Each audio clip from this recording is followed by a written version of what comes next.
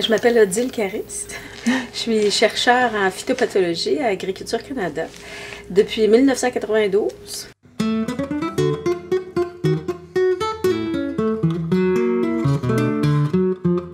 J'aimerais vous parler du communément le botrytis dans l'oignon.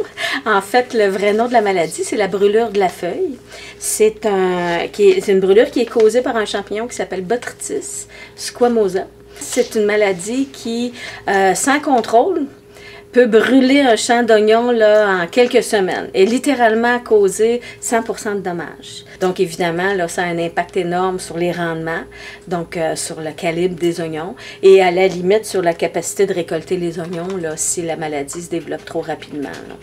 Dans le cas de l'oignon, il y a plusieurs autres maladies aussi, le mildiou, le stemphillium, mais essentiellement, les fongicides, la lutte est axée contre le botrytis. Donc, c'est une préoccupation importante pour les producteurs. On parle, là, grosso modo, là, de entre 8-10 traitements, ça peut aller jusqu'à 14 ou 16 traitements fongicides. L'oignon, c'est une culture qui est longue, hein, semée au mois de mai, récoltée fin août, début septembre. Donc, pour les producteurs d'oignons, à cette époque-là, on parlait beaucoup de réduire les pesticides. Donc, c'était assez logique là, de cibler la maladie pour laquelle on traitait le plus. À cette époque-là, on s'est intéressé essentiellement au développement de systèmes prévisionnels. Donc, on voulait étudier l'influence de l'environnement sur le développement de cette maladie-là pour être en mesure d'informer les producteurs sur les périodes à risque. Donc, c'est ce qu'on a fait au départ. On est parti avec des systèmes prévisionnels qui avaient été développés dans l'État de New York et au Michigan, et on les a adaptés pour les conditions au Québec. Ensuite, assez rapidement, on s'est aperçu que, il y avait du travail à faire au niveau du dépistage. En début de saison, le botrytis cause des lésions qui sont toutes petites. Alors, à cette époque-là, pour des fins de dépistage, on s'est dit, peut-être que ça serait plus facile, dans le fond, de mesurer le champignon que les taches. Donc, on s'est dit, si on était capable de suivre le développement du champignon, peut-être qu'on serait capable même d'anticiper ces premières taches-là, donc réellement d'informer les producteurs avant le fait. Parce que le problème des systèmes prévisionnels basés sur la météo, c'est extrêmement utile, mais on travaille sur un événement qui a déjà eu lieu. Hein? Ce qu'on dit, ben là, il y a eu de la pluie, donc vous avez eu une infection. Il faut vous protéger pour éviter que ça avance. Quand on travaille sur le champignon, c'est avant que les dommages aient lieu. Donc, on trouvait que c'était intéressant. Donc, on a utilisé des capteurs de sport. Mais en fait, au départ, ce n'était pas des capteurs de sport, c'était des capteurs de poussière qui sont utilisés dans les immeubles pour mesurer la salubrité de l'air dans les immeubles. Donc, on a adapté ces capteurs-là, on les a modifiés pour les rendre plus facilement utilisables.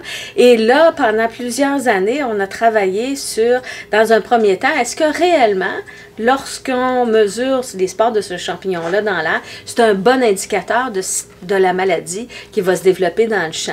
Donc, on était très chanceux parce qu'on a eu beaucoup de producteurs qui nous ont permis d'installer des capteurs de spores. Pendant 3 ou 4 ans, on a suivi ça, puis on a suivi le développement de la maladie. Et effectivement, on est arrivé à la conclusion que si notre outil nous permettait de détecter des très petite population de champignons, on était en mesure d'anticiper les infections à venir. Donc, d'aviser les producteurs du meilleur moment pour appliquer un fongicide.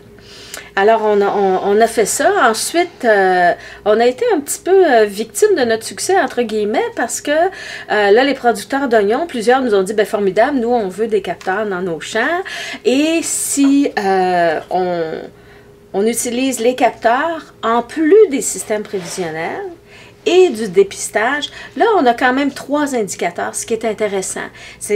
Si on a juste un indicateur, puis que l'indicateur se trompe, il faut comprendre qu'un indicateur, c'est pas 100% fiable. Donc, en combinant 3 indicateurs comme ça, le producteur a une information assez complète finalement. On lui dit, le champignon, il est là, sa population est assez élevée pour causer des dommages, les conditions météo sont favorables, et le dépistage nous permet de voir si l'action qui a été prise par le producteur, effectivement, était adéquate. Si le nombre de taches ou la maladie augmente, ben là, on n'a pas pris les bonnes décisions. Et on a dit, ah, formidable, on a quelque chose de solide qui va bien. Alors, plusieurs producteurs nous ont demandé d'installer des capteurs. Bien, le problème, c'est que ça prenait des gens des gens très habitués à faire ça, et même encore. le risque de se tromper était assez élevé. Donc là, on s'est dit, bon, si on est pour adopter ce genre de technologie-là, il faut qu'on trouve une autre solution. Et on a opté pour des marqueurs moléculaires. La technologie devenait plus accessible à ce moment-là. Donc, l'idée, c'est que les petits appareils dans le champ vont échantillonner l'air. Et l'air, toutes les particules qui sont dans l'air se collent sur une surface sur laquelle il y a de la graisse. On ramène cette petite surface-là, les bâtonnets que nous on appelle au laboratoire, et on extrait l'ADN. Alors, Botrytis squamosa a son empreinte bien particulière à ce champignon-là. Donc, on est capable, c'est un peu chercher une aiguille dans une botte de foin, donc on est capable de dire avec précision que le champignon Botrytis squamosa est là, et on est capable de savoir en quelle quantité. Et c'est une technique qui est fiable pratiquement à 100% parce que c'est une empreinte génétique. Donc, là, après ça, vous allez voir, la recherche, c'est une série de défis. Après ça, maintenant qu'on a mis la technique au point, on l'a validée en conditions commerciales, bien là, il a fallu trouver un partenaire qui pouvait offrir ce service-là. Donc, c'est les gens du groupe PRISM qui ont développé un laboratoire moléculaire qui maintenant offre le service. Donc, cette partie-là, elle est réglée et les producteurs maintenant ont accès à ces 3 indicateurs-là, les capteurs de spore, les systèmes prévisionnels et le dépistage. Mais évidemment, comme tout bon chercheur, on s'est dit, maintenant que cette technologie-là, on l'a mis au point, on pourrait peut-être aller une étape plus loin. Lorsqu'on récupère l'ADN sur les capteurs de spore, ça peut nous donner un tas d'informations, cet ADN-là. Entre autres, l'information quant à la résistance aux fongicides. Donc, notre fameux champignon Botrytis qui est traité avec des fongicides à chaque année, il faut comprendre qu'il y a plusieurs années, les fongicides qu'on avait étaient des fongicides à large spectre qu'on appelle multisites. Les champignons avaient beaucoup de difficultés à développer de la résistance. Ensuite, puis on est enfin un peu victime là, des démarches qu'on a faites pour vouloir protéger l'environnement. Il y a eu beaucoup de pression sur l'industrie pour développer des fongicides très, très ciblés. Donc, ils vont aller affecter un métabolisme très particulier chez le champignon. Donc, l'impact environnemental est moins grand parce que ça n'affecte que le champignon, sa capacité à respirer ou à supporter la pression osmotique, par exemple. Donc, au niveau environnemental, c'est des produits intéressants. Du point de vue du champignon, c'est beaucoup plus facile de développer de la résistance. Si tu m'attaques à un seul endroit, je vais être capable de me défendre. Si je suis attaqué à 4, 5, 10 endroits différents, beaucoup plus difficile de se défendre. Donc, Botrytis, c'est un champignon pas plus fou qu'un autre. Il a tranquillement développé de la résistance. Et ça s'exprime par des changements dans son génome. Donc, nous, maintenant qu'on a tous les outils pour récupérer l'ADN de ces champignons-là sur les fameux capteurs de spore, bien maintenant, on est capable de déterminer le profil de résistance. Donc, c'est vraiment intéressant parce que à court terme, on espère que les producteurs pourront non seulement déterminer quand traiter, mais avec quel produit traiter. Et aussi d'éviter de perdre certains fongicides, certaines matières actives. Dépendant du type de résistance, dans certains cas, c'est irréversible. Et dans le cas des oignons, on aurait le temps encore parce que comme c'est une culture qui est dans le produit un peu moins de valeur, par exemple, que dans les petits fruits, on n'a pas utilisé ces fongicides-là qui sont très dispendieux depuis très longtemps. Donc, on pourrait mettre en place des stratégies pour préserver ces molécules-là, ce qu'on peut moins faire là, maintenant dans le cas des petits fruits parce qu'il est trop tard. Dans la plupart des cas, la résistance est là. Et donc, l'idée, ce serait d'aviser les producteurs à chaque année, puisqu'ils ont l'information à toutes les semaines sur la population de Botrytis dans l'air, de leur dire, ben là, vous arrivez à un seuil où tel fongicide, il faudra arrêter de l'utiliser. Parce qu'il ne sera plus efficace de toute façon et parce que si on continue à l'utiliser, ben, dans 1 an ou 2 ou 3 ans, ben, il ne sera plus efficace du tout. Je pense que maintenant, on a affaire aux producteurs passablement d'outils pour leur permettre de raisonner la lutte contre le botrytis. Et si on se fie aux données qui sont disponibles, moi j'ai analysé des données sur les 25 dernières années. Et on voit effectivement que plus les producteurs adoptent ces technologies-là, plus le nombre de traitements fongicides diminue, mais surtout, ce qui est intéressant, c'est que la gestion de cette maladie-là est beaucoup plus stable. C'est-à-dire les dommages sont beaucoup plus faibles, et là, ça semble se stabiliser parce que je pense que les producteurs ont accès à beaucoup d'outils. Vous parlez de différents producteurs qui utilisent différentes stratégies. Si un producteur dans une région utilise les capteurs de spore, puis il y a comme cette prévision-là qu'il faudrait arrêter d'utiliser un pesticide. Est-ce que ça s'applique à ce producteur-là seulement ou ça peut s'appliquer à toute une sous-région? Ça, c'est très intéressant comme question. Honnêtement, jusqu'à maintenant, on a toujours pensé que la gestion de la résistance aux fongicides se faisait à l'échelle d'une ferme. Je vais être bien honnête, on a fait des suivis, parce que quand on développe ces outils-là, on a besoin beaucoup de la collaboration des producteurs pour aller chercher des données. Et au cours des 3 dernières années, on est allé chercher des données à la fois dans l'oignon et le botrytis dans la fraise, qui est tous les petits fruits qui causent la moisissure grise, et on s'aperçoit que c'est un problème qui est régional, c'est pas un problème qui est local. Et quand on y réfléchit, ça a du sens parce que ces champignons-là, il n'y a pas de frontière entre un producteur et l'autre. C'est des champignons qui se propagent dans l'air. Donc, a priori, si moi, chez moi, j'utilise beaucoup d'un produit et que je crée une sélection de pression pour la résistance, bien là, le champignon, il ne va pas s'arrêter là avant d'aller chez mon voisin. Donc, il va aller chez mon voisin. Et on a fait une étude dans le cas des producteurs de petits fruits et les profils sont semblables par région. Honnêtement, là, si on prend une dizaine de producteurs dans une région, c'est très, très semblable. Donc, je pense qu'éventuellement, on devra changer un petit peu notre façon de gérer la résistance et de la réfléchir dans un niveau régional. Donc, l'ensemble des producteurs, peut-être qu'on pourrait avoir des réseaux de surveillance. Et là, on pourrait dire, bien, dans cette région-ci, tel produit, on ralentit pendant 1 an ou 2. On l'utilise moins. Et quand on verra, là, dans les cas où c'est pas irréversible, que le champignon reprend son statut normal là, de sensible, bien là, on pourra peut-être revenir avec ce fongicide-là.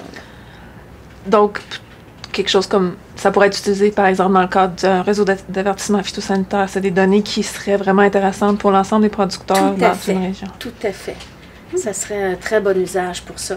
Ça permettrait aussi de... Il faut quand même être honnête, là, la technologie des capteurs de spore, c'est quand même dispendieux. Il faut les installer, ça prend quelqu'un qui récolte les bâtonnets et tout. Moi, je pense qu'on devrait avoir des réseaux plus à l'échelle régionale, où on en aurait moins. Donc, c'est une information moins précise chez soi, peut-être, mais plus accessible à un plus grand nombre de personnes.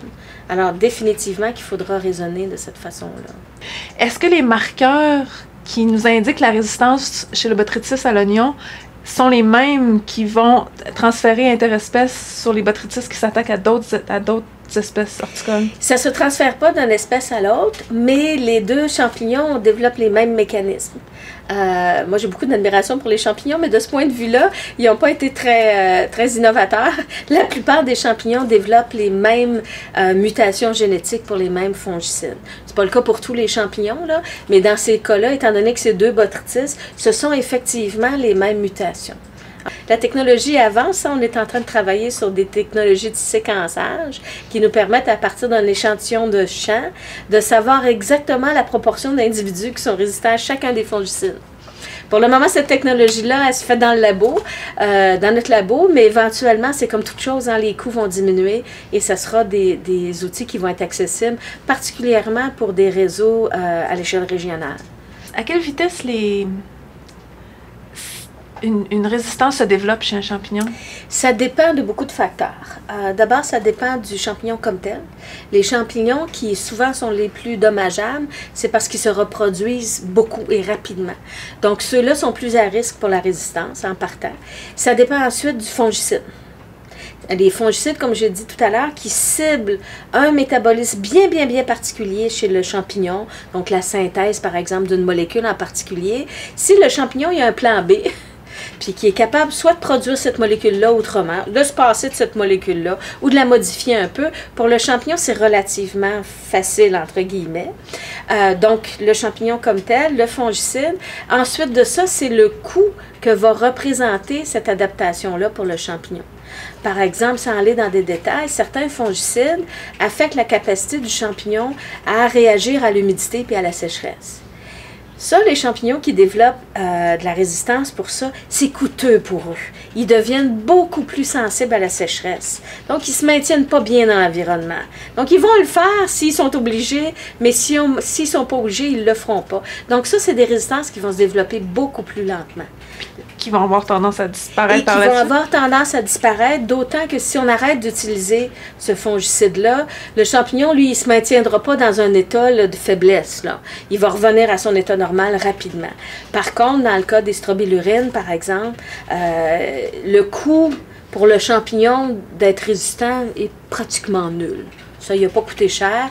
Alors, on a j'alarme pas personne, il faut faire attention. Il y a des situations où on est au-dessus de 95% d'individus résistants. Donc, ce fongicide-là, a priori, on ne devrait plus l'utiliser beaucoup. Mais on l'a perdu parce que la population ne reviendra pas à son état normal.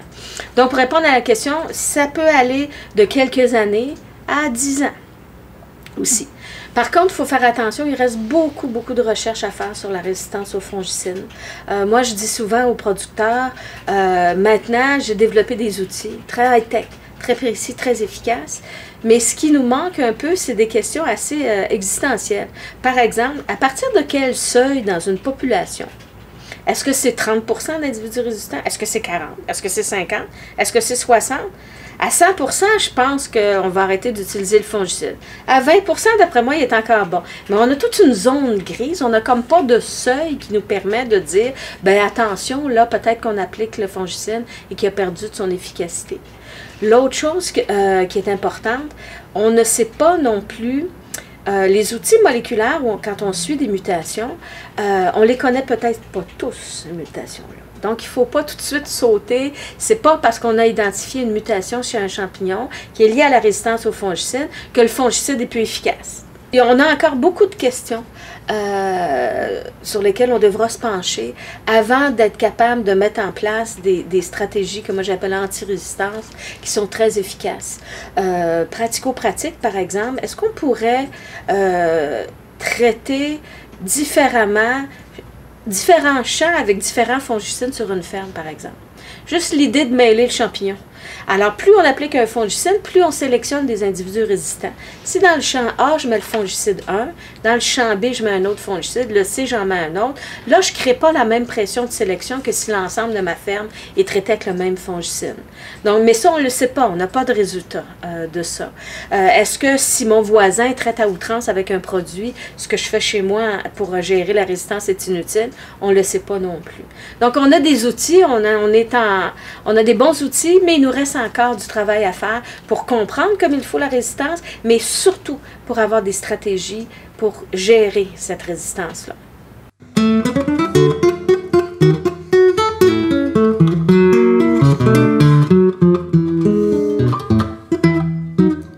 Verde como una manzana, perfumadita con colonia de toilette.